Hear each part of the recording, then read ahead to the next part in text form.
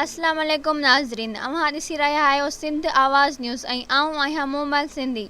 हाज़िर आहे हिन वक़्त जी अहम ख़बर। दौलतपुर सफ़न लॻ ॻोठ बच्चो राहू जे गवर्नमेंट बॉयज़ प्राइमरी स्कूल बच्चो राहू जी इमारत जी रिपेयरिंग जो कमु ठेकेदार अध में छॾे वञण ख़िलाफ़ ॻोठणनि अब्दुल वाहिद राहू, मोहम्मद अयूब राहू, सैयद नबी शाह ऐं ॿियनि पारां एहतिजाजी मुज़ाहिरो कयो वियो।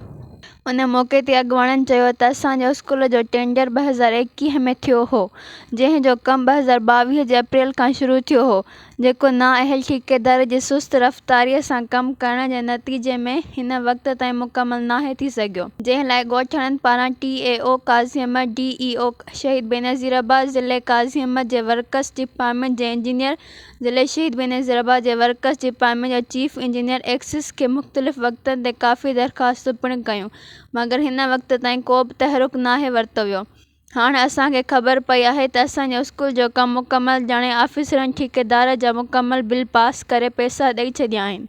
ॻोठणनि वज़ीर आला सिंध, वज़ीर तइलीम सिंध ऐं ॿियनि वस वारनि खां मुतालबो कयो त महिरबानी करे नाअहल करप्ट ठेकेदार ऐं उन खे पेमेंट ॾींदड़ करप्ट ऑफिसरनि खे गिरफ़्तार करे असांजे स्कूल जे रहियल कम खे मुकमल कराए ॾींदा। ॿी सूरत में एहतिजाज जो दाइरो वधायो वेंदो।